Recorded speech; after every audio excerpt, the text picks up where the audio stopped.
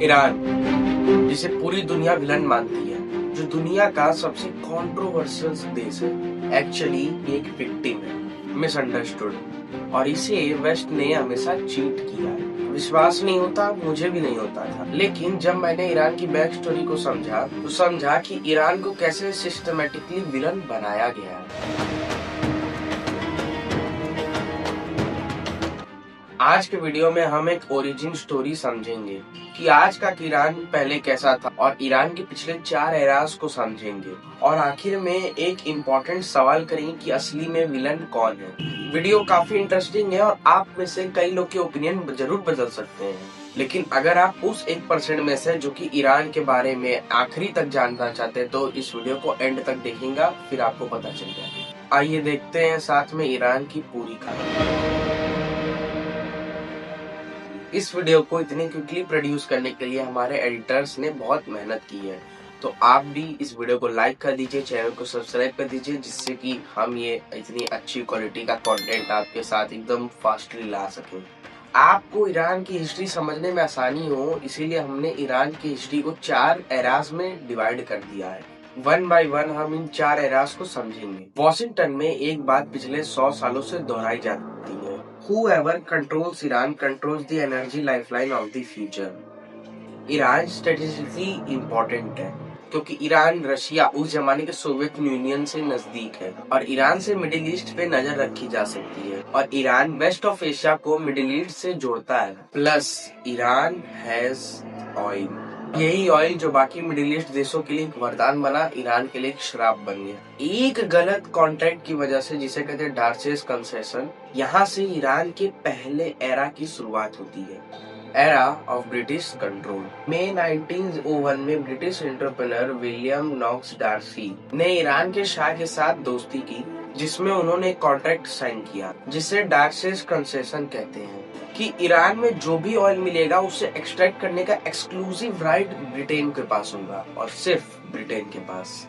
British empire ने 1900 से ही Iran को अपना पर्सनल पेट्रोल पंप बना दिया था। बेसिकली जैसे ईस्ट इंडिया कंपनी ने इंडिया को चूसा, वैसे ही ब्रिटेन ने ईरान का तेल चूसा। आपने लगान मूवी देखी है, उसमें कैसे ही किसानों को ब्रिटिशर्स को लगान माने टैक्स चुकाना पड़ता था, वैसे ईरान के शाह ने यूरोप से बहुत सारे लोन्स लिए हुए थे जिसका भुगतान तेल के पैसे से हो रहा। यहाँ गलती ईरान के लोगों की नहीं थी, गलती थी शाह की, इसका भुगतान लोग कर रहे थे। 1908 में ईरान के मॉस्की ऑफ सुलेमान में एक बहुत बड़ा तेल का भंडार मिला, लेकिन तेल मिलने के बाद भी ईरान का भाग्य नहीं खुला, क्योंकि जो भी पैसा ईरान तेल बेच के कमा रहा था उसमें से मेजोरिटी ऑफ रकम तो यूरोप को बस टैक्स पे करने में जा रही थी। ये जो एंग्लो ईरानियन ऑयल कंपनी थी ना, इसमें ब्रिटिशर्स ने एक मस्त गोलमाल किया था। ये एक एग्जाम्पल सुनिए, 1931 की बात है, तब इस कंपनी ने प्रॉफिट किए थे उस जमाने के 3,66,782 पाउंड, लेकिन उन्होंने टैक्स पे किया था 1 मिलियन पाउंड। यानी गोलमाल, समझ रहे हो, प्रॉफिट से ज्यादा टैक्स पे कर रहे हैं, वो भी टैक्स पे किन्हें, ब्रिटिशरों को। प्रॉफिट से भी ज्यादा टैक्स ब्रिटिशर्स लेके जा रहे थे। एक सेकंड पॉज करिए और सोचिए कि क्या ये सेम टू सेम लगान की कहानी नहीं है? दुनिया में कॉन्फ्लिक्ट है और उसमें ब्रिटिशरों का हाथ नहीं, ये कैसे हो सकता है? ऑयल ईरान का था लेकिन प्रॉफिट पे हक ईरान का नहीं था। How was that fair? ब्रिटिशरों का खेल बस शुरू हुआ था, ईरान के लोग देखते रह गए कि कैसे उन्हीं का तेल उन्हीं के देश से ब्रिटिशर्स लेके जा रहे हैं। सारा डेवलपमेंट तो ब्रिटिशरों का हो रहा था, ईरान में कोई डेवलपमेंट था ही नहीं। रिसोर्सेस तो ईरान के थे मगर प्रॉफिट्स ब्रिटिशर्स लेके जा रहे थे। देख रहा है विनोद कैसे एक विलन को बनाया जाता है, उसे उस हद तक निचोड़ा जाता है कि वो फिर और कभी भविष्य में किसी और पे विश्वास ही ना कर सके। अब तक आपको कहानी कैसी लगी? क्या आपने ये कहानी कहीं और पे सुनी हुई थी? अगर नहीं तो फिर इस चैनल को सब्सक्राइब कर दीजिए, क्योंकि ऐसी इंटरेस्टिंग कहानियां हम आपके लिए लाते रहेंगे, क्योंकि हमें आपको एक पर्सपेक्टिव देना है, एक India first perspective. D'Arcy concession चलने वाली थी 60 साल, इसका मतलब ये कॉन्ट्रैक्ट 1961 में खत्म होने वाला था, लेकिन तब तक ईरान का ऑयल नहीं खत्म हुआ था। लेकिन ब्रिटिशर्स, इसका मतलब ब्रिटिशर्स को ईरान की ऑयल लूट करनी थी और इसीलिए ब्रिटिशर्स एक नया कॉन्ट्रैक्ट करना चाहते थे। अब नए कॉन्ट्रैक्ट की बारी थी, लेकिन तब तक ईरान के लोग स्मार्ट बनने लगे थे। अब ईरान का दूसरा एरा शुरू होने जा रहा है। ईरान का दूसरा एरा था मोहम्मद मौजदे का एरा। मोहम्मद मौसदे ईरान के 1951 में प्राइम मिनिस्टर बने और उन्होंने इंटरनेशनल कोर्ट ऑफ जस्टिस में डार्सिस कमीशन एक्ट को सू किया और काफी सिंपल सा क्वेश्चन पूछा कि ईरान के पास अगर दुनिया का सबसे ज्यादा ऑयल है तो ईरान फिर इतना गरीब क्यों, और कहा कि ईरान का ऑयल ईरान का नेचुरल रिसोर्स है और ये कॉन्ट्रैक्ट एक एक्सप्लोटेटिव कॉन्ट्रैक्ट है और ये कॉन्ट्रैक्ट ईरान को फंसा कर बनाया गया। ईरान के ऑयल पे ईरान का ये अधिकार होना चाहिए और आईसीजे ने ये कह भी दिया कि इस पे हमारा जो डिसीजन नहीं है, यानी कि ये डिसीजन ईरान के पार्लियामेंट को लेना चाहिए। हुआ ये कि ईरान ने अपने ऑयल को नेशनलाइज कर दिया। यहाँ से ईरान का भविष्य बदल सकता था। जैसे दूसरे देश मिडिल ईस्ट के ऑयल के दम पे डेवलप हुए वैसे ईरान भी डेवलप हो सकता था, लेकिन यहाँ पे ब्रिटिशरों का ईगो हर्ट हुआ। फिर हुआ वही जो हमेशा होता है, ब्रिटेन गया अपने बड़े भैया CIA के पास और CIA ने ईरान में एक कूप करवाया। गूगल कीजिए ऑपरेशन एजेक्स और देखिए कि CIA ने कैसे डेमोक्रेटिकली इलेक्टेड लीडर को हटाकर ईरान में अपने पपेट गवर्नमेंट स्टैब्लिश की। अगर आपने की नोटिस होगी तो आपने देखा होगा कि 1940s में और 1950s में जो भी नए नए देश बने थे डेमोक्रेटिकली, वहाँ पे डेमोक्रेसी लाई गई। कभी सोचा कि क्यों डेमोक्रेसी लाई गई? रीजन ये था कि वेस्ट को लगा था कि डेमोक्रेसी लाने के बाद करप्शन के थ्रू जो भी इलेक्टेड नेता होंगे उन्हें कंट्रोल किया जा सकता है, लेकिन मोहम्मद मौसाद ये मानने के लिए तैयार नहीं थे। वो पैसों के लिए तैयार नहीं थे, वो ईरान के नेशनल इंटरेस्ट को बेचने के लिए तैयार नहीं थे। इसीलिए CIA ने ईरान में तख्ता परत करवाया।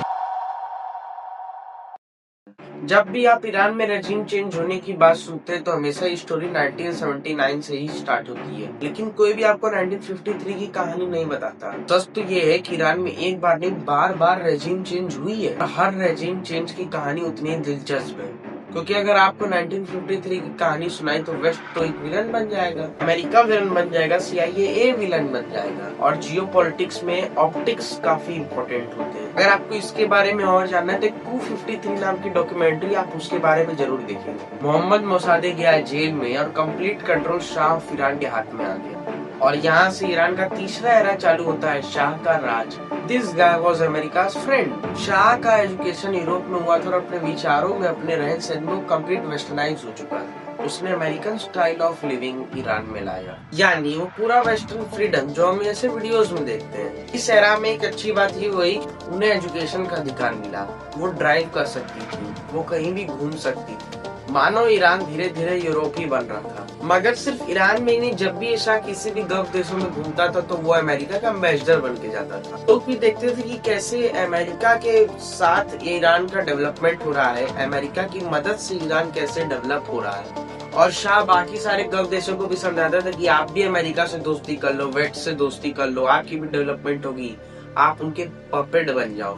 तब सऊदी के किंग फैसल ने शाह को एक धमकी दी जो काफी इंपॉर्टेंट है। Listen this, I appreciate your advice but you are not the shah of France, you are not in ईसाई, you are in Iran, your population is 90% Muslim, please don't forget that. मतलब Saudi के king ने शाह को ये warn करने की कोशिश की थी कि ये मत भूलना कि आप कितने भी मॉडर्न हो जाए लेकिन आपका पॉपुलेशन उतना भी मॉडर्न नहीं है, आपके इन मॉडर्न ख्यालों को आपका पॉपुलेशन एक्सेप्ट नहीं करने वाला। खास यही गलती हुई कि उसने बहुत ज्यादा मॉडर्नाइजेशन बहुत ज्यादा फास्ट लाने की कोशिश की। हो सकता है कि शाह के इंटेंशन अच्छे थे लेकिन शाह ग्राउंड रियलिटी को नहीं समझता था। शाह के समय में भी बहुत ज्यादा करप्शन था। शाह की अपनी खुद की पुलिस हुआ करती थी जो सारे डिसेंटर्स को सप्रेस करती थी। समाज में शाह के अगेंस्ट नेगेटिव फीलिंग तैयार हो रही थी। आपको क्या लगता है कि शाह का ईरान को मॉडर्नाइज करने का फैसला सही था या नहीं? चलिए कमेंट में डिस्कस करते हैं, अपना ओपिनियन नीचे कमेंट करिए। अब शुरुआत करते हैं ईरान के फोर्थ एरा की, Islamic revolution. Entered Ayatollah Khomeini.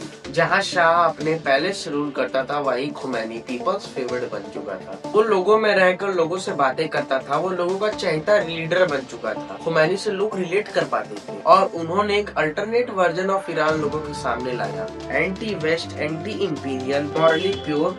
इन विचारों की वजह से खुमैनी को 14 साल एग्जाइल में काटने पड़े। खुमैनी ने मानो 14 साल ईरान के बाहर वनवास में बिताए। इसके वजह से ईरान के नेचुरल सिंपैथी, ईरान के लोगों की नेचुरल सिंपैथी खुमैनी के साथ हो गई। उन्होंने शाह को डिक्टेटर कभी भी नहीं कहा, उन्होंने शाह को अन इस्लामिक कहा। उन्होंने कहा कि ये शाह ईरान की आइडेंटिटी नष्ट कर रहा है और लोगों ने ये बात को सच मान भी लिया। 1978 में शाह से एक बड़ी मिस्टेक हुई कि उसके एक न्यूज़पेपर ने खुमैनी को देशद्रोही कह दिया और लोग सड़कों पे उतर आए, चीजें आउट ऑफ कंट्रोल होने लगी। तब शाह ने वॉशिंगटन की मदद मांगी, मगर तब वॉशिंगटन हेजिटेट कर रहा था।